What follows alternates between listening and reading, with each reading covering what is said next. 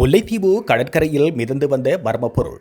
முல்லைத்தீவு கடற்கரை பகுதியில் நேற்றைய தினம் மிதந்து வந்த மர்ம பொருளால் கடற்தொழிலாளர்கள் அச்சமடைந்துள்ளனர். முல்லைத்தீவு தீர்த்த கடற்கரை பகுதியில் நேற்றைய தினம் மர்ம பொதியொன்று மிதந்து வந்துள்ளது. இதனால் குறித்த பகுதியில் பரபரப்பு ஏற்பட்டுள்ளதை அடுத்து கடற்தொழிலாளர்கள் போலீசாருக்கு தகவல் வழங்கியுள்ளனர். சம்பவ இடத்திற்கு விரைந்த போலீசார் குறித்த மர்ம பொதியினை எடுத்து சோதனை நடத்தியதில் அதில் 14.7 கிலோகிராம் கோடெக்ஸ் எனும் வெடிபொருள் இருந்துள்ளது. இதனை அடுத்து குறித்த இடத்திலிருந்து மீட்டு முல்லைத்தீவு போலீசார் வெடிபொருளை கொண்டு சென்றுள்ளனர். குறித்த சம்பவம் தொடர்பான மேலதிக விசாரணைகளை போலீசார் மேற்கொண்டு வருகின்றமை குறிப்பிடத்தக்கது. தேவாலயங்களில் பலப்படுத்தப்படும் பாதுகாப்பு. கிறிஸ்துமஸ் பண்டிகையை முன்னிட்டு நாடளாவிய ரீதியில் உள்ள அனைத்து கிறிஸ்தவ தேவாலயங்களிலும் விசேட பாதுகாப்பு வேலை திட்டம் நடைமுறைப்படுத்தப்படவுள்ளது.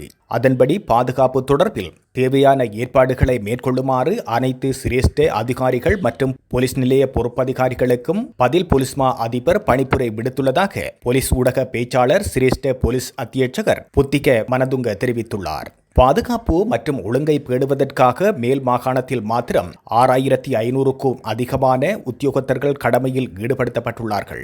நாடளாவிய ரீதியிலும் 2000க்கும் மேற்பட்ட தேவாலயங்களில் கிறிஸ்துமஸ் தினத்தன்று ஆராதனைகள் நடத்த திட்டமிடப்பட்டுள்ளதாக தெரிவிக்கப்பட்டுள்ளது. அதன்படி அந்தந்த போலீஸ் பகுதிகளில் உள்ள சிரேஷ்ட பிரதி போலீஸ் மா அதிபர்கள், உதவி போலீஸ் கண்காணிப்பாளர்கள், போலீஸ் தலைமையகத்தைச் சேர்ந்த ஆய்வாளர்கள் மற்றும் போலீஸ் நிலைய பொறுப்பதிகாரிகள் தேவாலயங்களில் அமைக்கப்பட்டுள்ள சிவில் குழுக்களுடன் ஒருங்கிணைந்து தேவையான பாதுகாப்பு நடவடிக்கைகளை மேற்கொள்ள உத்தரவிடப்படுவார்கள். உரிய பாதுகாப்பு நடவடிக்கைகளுக்காக போலீஸ் விசேட அதிரடி படையினரும் ஈடுபடுத்தப்படவுள்ளனர். தேவை ஏற்பட்டால் இராணுவத்தினரிடம் அல்லது ஏனைய பாதுகாப்பு படையினரின் உதவியை போலீசார் நாடுவார்கள். இதேவேளை பண்டிகை காலங்களில் கவனக்குறைவாக வாகனம் ஓட்டும் சாரதிகளை பரிசோதிக்க விசேட நடவடிக்கைகள் மேற்கொள்ளப்படும். எதிர்வரும் கிறிஸ்துமஸ் மற்றும் புத்தாண்டு பண்டிகை காலங்களில் பொதுமக்களின் பாதுகாப்பை உறுதிப்படுத்தும் வகையில் விரிவான பாதுகாப்பு திட்டம் திட்டமிடப்பட்டுள்ளது.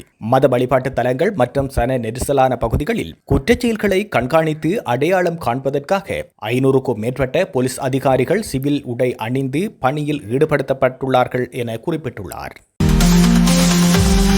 தன்னை தூக்கிலிடுமாறு கோரும் தென்னிலங்கையைச் சேர்ந்த முன்னாள் அமைச்சர். ஜனாதிபதி நிதியத்திலிருந்து தன்னால் 30 லட்சம் ரூபாய் பெற்றுக் கொள்ளப்பட்டதாக முன்னாள் அமைச்சர் விமலவீர திசாநாயக்க தெரிவித்துள்ளார். சிறுநீரக சத்திர சிகிச்சைக்காக தன்னால் குறித்த நிதி பெற்றுக் கொள்ளப்பட்டதாக முன்னாள் அமைச்சர் குறிப்பிட்டுள்ளார். அது பாரிய குற்றமாக இருந்தால் தன்னை தூக்கிலிடுமாறும் சமகால அரசாங்கத்திடம் அவர் கோரிக்கை விடுத்துள்ளார். அந்த 30 லட்சமும் எனது வங்கிக் கணக்கிலோ அல்லது எனது குடும்பத்தினரின் வங்கிக் கணக்கிலோ வரவு வைக்கப்படவில்லை. எனது சிறுநீரக சத்திர சிகிச்சையை செய்த மத்தளை தனியார் வைத்தியசாலைக்கு செலுத்தப்பட்டதாகவும் முன்னாள் அமைச்சர் குறிப்பிட்டுள்ளார். அறுவை சிகிச்சை முடிந்து 3 மாதங்கள் மருத்துவமனையில் இருந்தபோது மருத்துவமனை கட்டணம் மட்டும் 1 கோடிக்கு மேல் செலவானது.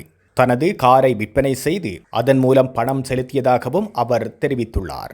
நான் வாங்கிய நிதிக்காக எல்லோரும் கூச்சல் போடுகின்றார்கள். ஆனால் நான் தலையிட்டு எத்தனை நோயாளர்களுக்கு ஜனாதிபதி நிதியிலிருந்து பணம் பெற்று கொடுத்துள்ளேன் என்பது தெரியுமா என முன்னாள் அமைச்சர் விமலவீர திசாநாயக்க மேலும் குறிப்பிட்டுள்ளார். சட்ட திருத்தத்தின் பின்னரே உள்ளூராட்சி சபை தேர்தல் ஆணைக்குழு திட்டவட்டம்.